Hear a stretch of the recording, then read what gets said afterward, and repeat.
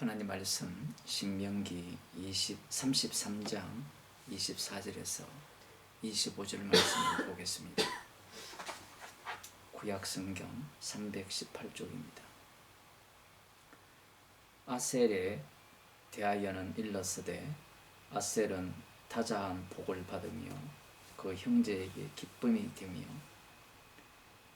그 발이 기름에 잠길지로다. 내 문 빗장은 철과 노시 될 것이니 내 사는 날을 따라서 능력이 있으리로다. 아멘. 약속의 땅을 앞두고 모세가 이스라엘에게 축복을 하는데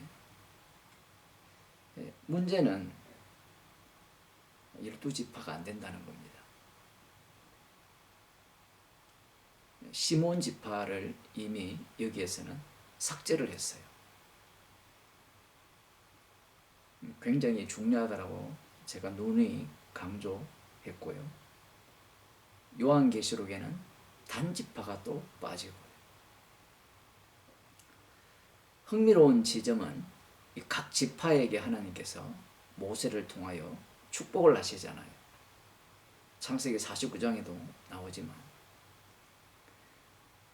이 숫자가 많지 않을 경우에는 이러한 축복이 그럴 수도 있지 라고 생각할지 모르지만, 숫자가 많아지고 권력을 얻을 기회가 주어진다면 이러한 축복들이 그 권력을 차지할 근거가 된다라는 겁니다. 우리의 이 신학적 선입관은 하나님께서 왕에 대한 그 축복은 요셉 지파 중에도 둘째인 에브라임 쪽에 왕이 되는 약속이 주어진다라고 알고 있습니다. 그 이스라엘을 다스리는 목자가 날 것이다 라고 창세기 49장에서 축복을 하셨고, 또 하나는 유다 지파에서 홀이 등장을 하죠. 그러니 누가 생각하더라도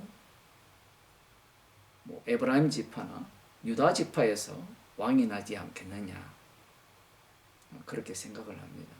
신학교 가면 그렇게 배워요. 실제로 이 주도권이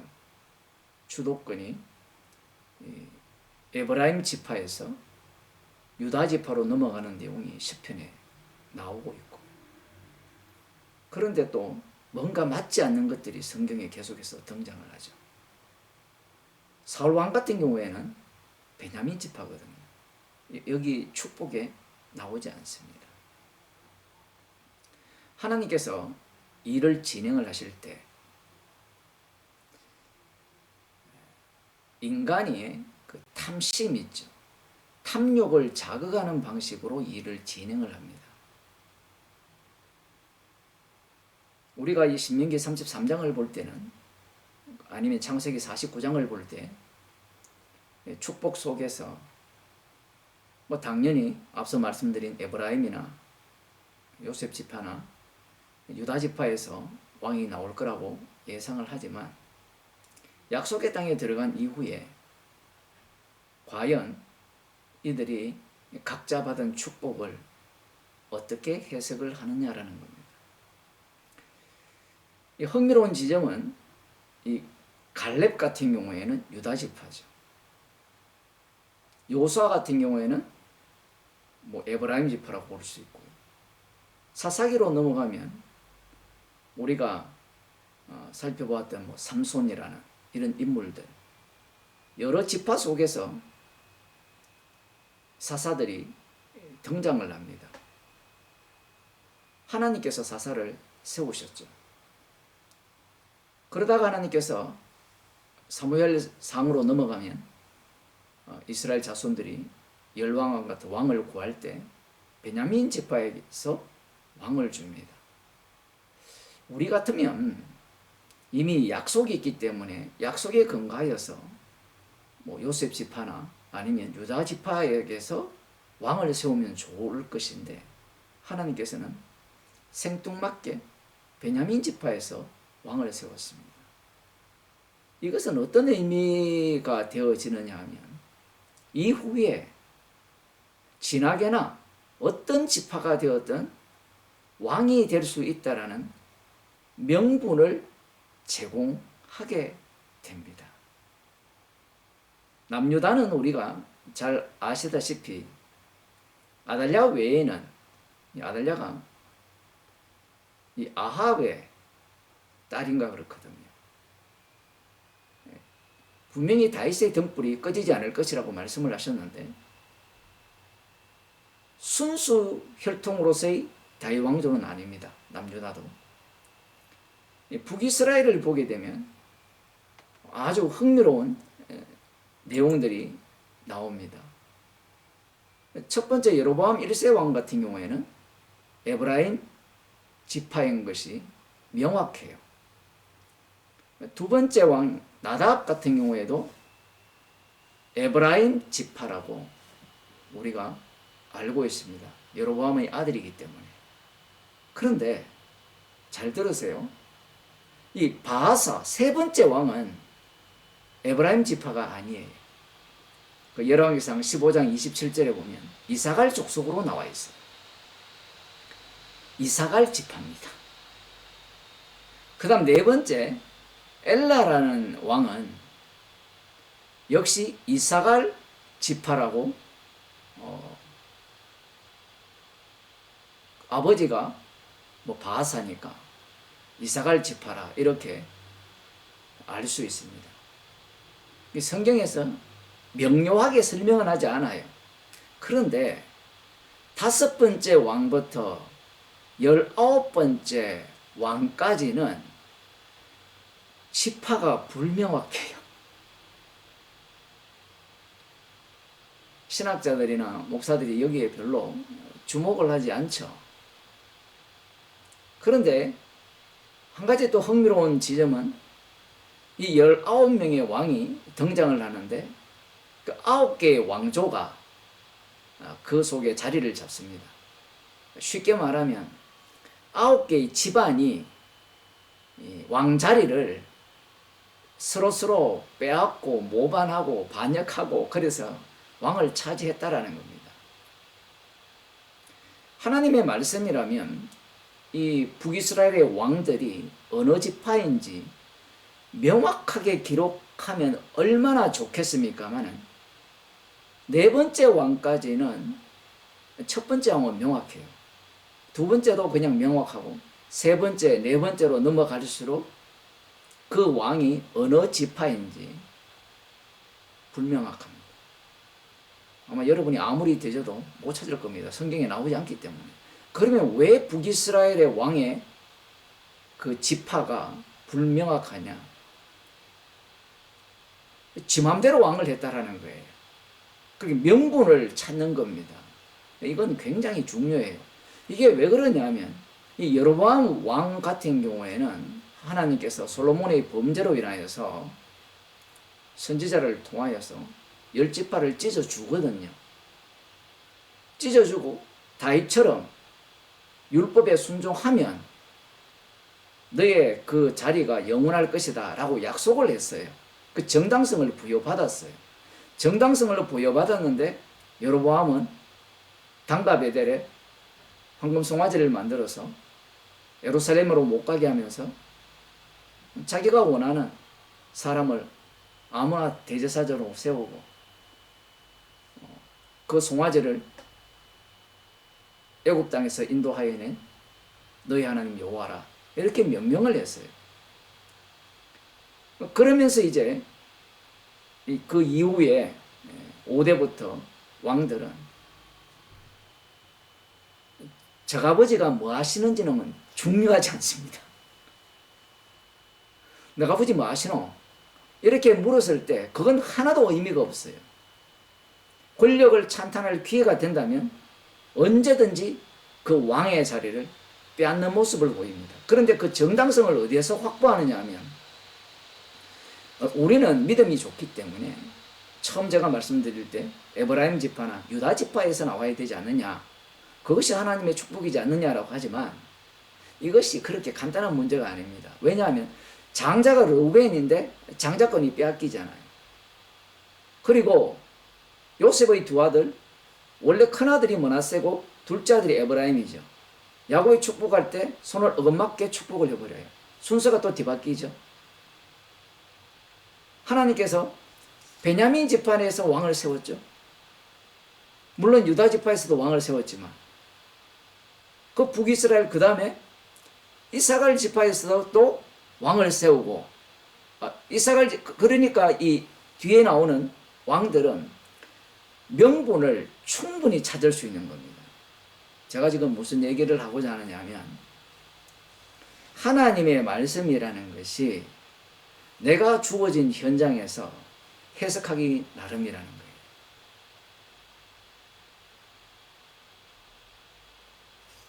사람들은 큐티라는 것을 하죠. 큐티를 할 때 이 본문들이 코에 걸리면 코걸이고 귀에 걸리면 귀걸이가 돼요. 왜 그렇게 해석을 하느냐? 오늘도 마찬가지입니다. 어떤 목사들은 하나님께서 자기를 사랑하시기 때문에 하나님께서 자신에게 주신 사명이 있다는 거예요. 그런 논리가 모든 목사들, 모든 교인들에게 적용되기 시작하면 전쟁이 일어나죠. 그들은 왜 그런 식으로 본문을 해석하느냐 하면, 예수님을 살해한 유대인과 똑같은 성경 해석을 갖고 있기 때문에 그래요. 하나님의 말씀은, 성경은 예수 그리스도에 대해서 증거하고 있어요. 여러분이 교회를 다닌다면 한 번쯤은 바리새파, 사두개파, 에세네파, 열심당을 들어보셨을 겁니다. 예수님 당시에 4대 종파죠. 이들은 율법과 선지자를 알고 있습니다.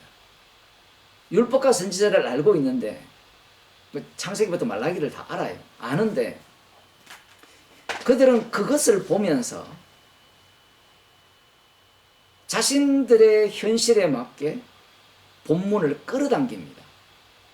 사두개파는 철저하게 모세오경만 인정하면서 성전 중심으로 성경 말씀들을 끌고 오고요. 해석도 자기들 중심입니다. 바리새인들은 율법 중심이죠.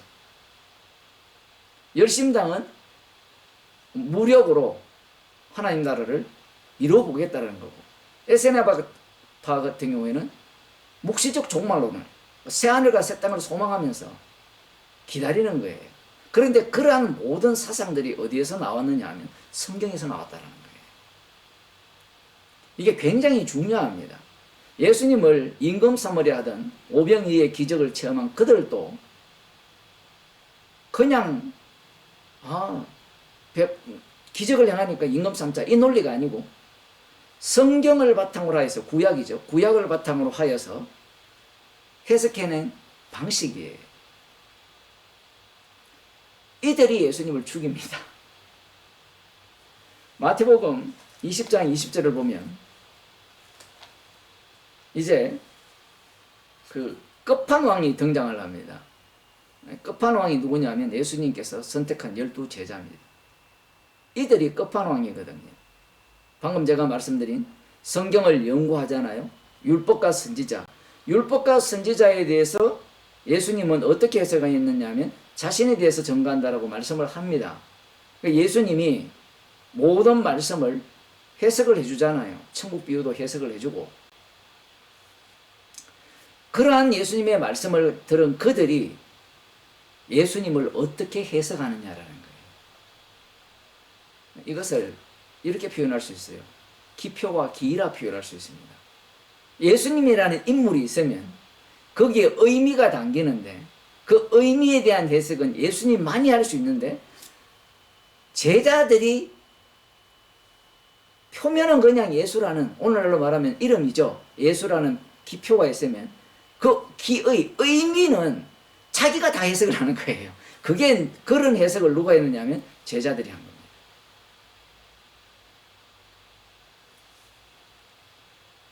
20절에 보면 그때 세베대의 아들의 어미가 그 아들들을 데리고 예수께 와서 절하며 무엇을 구하니 예수께서 가라사대 무엇을 원하느뇨 가로되 이 나의 두 아들을 주의 나라에서 하나는 주의 우편에 하나는 주의 좌편에 앉게 명하소서.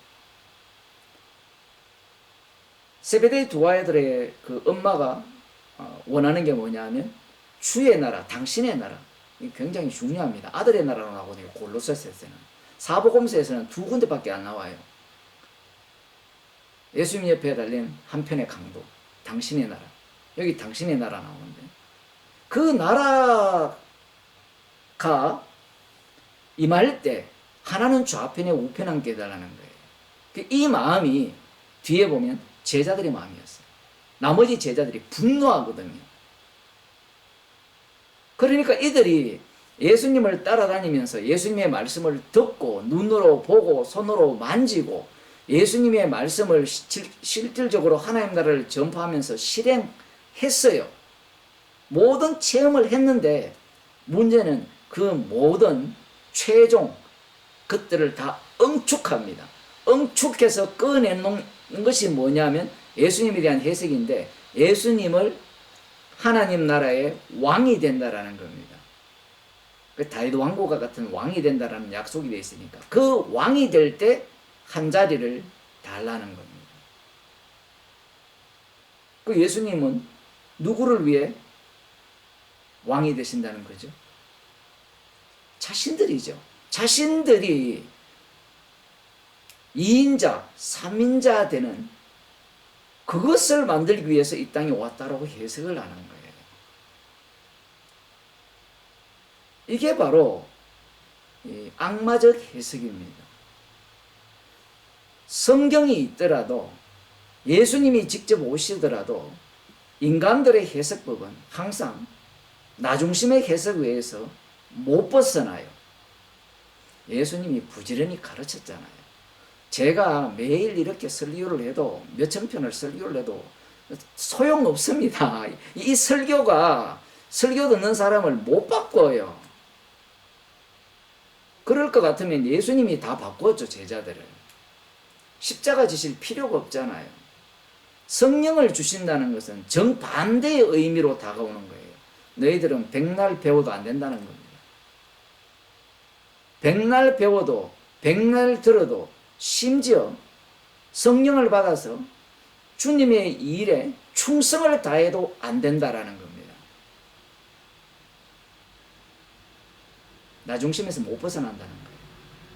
그래서 사도 바울이 뭐라 합니까? 십자가 외에는 자랑할 것이 없더라고요.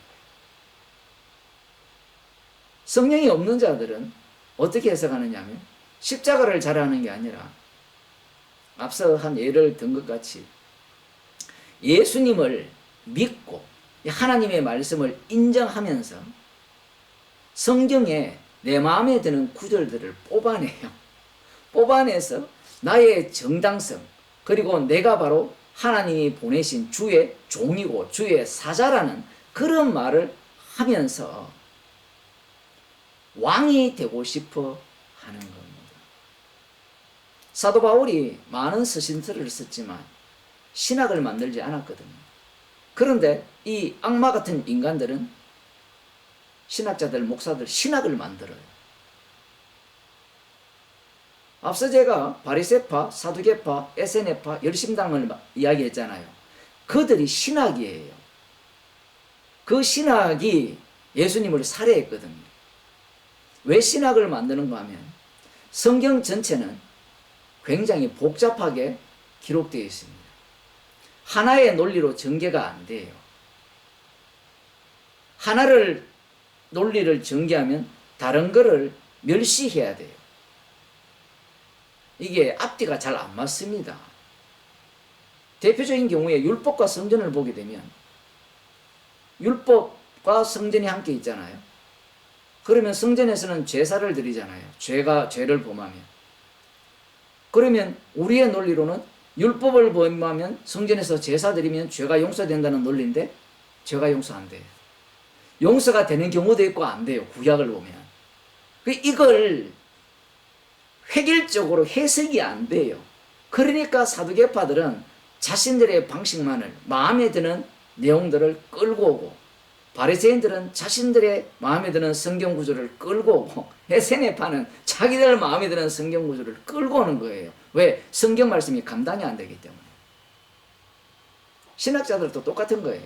바울 신학을 왜 자꾸 말을 하느냐면 바울 신학을 만들어야만 자기가 통제를 할 수 있거든요. 바울 신학이라는 것은 이런 겁니다. 바울 서신 전체를 표현을 하자면 하나의 돌덩이예요. 돌덩이인데 인간들은 그 돌덩이를 장악하기가 어렵잖아요. 그러니까 그 돌덩이를 조각을 하는 겁니다. 자기가 원하는 방식으로 조각을 해요. 그게 바울 신학이라는 거예요. 신구약 전체를 조각을 하면 조직 신학이 돼요. 그래야만 누가 가장 높은 자리에 올라갈 수 있습니까? 조각한 사람이 그래요. 예수님 당시에 바리새인들이나 사두개인들이 심판주가 되었잖아요. 심판주가 되어서 그들이 심판주를 죽여버리잖아요. 똑같습니다. 신학이라는 게 그렇게 만들어지는 거예요. 제자들이 예수님을 따라다녔지만 따라다니면서 자기들 신학을 계속 만든 거예요. 예수님은 그들에 의해서 팔렸고 부정당하고 십자가에 못 박혀 죽으시고 십자가에 못 박혀 죽으신 분이 그들의 죄를 용서하고 구원하신 겁니다. 성경은 바로 십자가의 피능력을 증가하는 말씀이에요. 기도하겠습니다.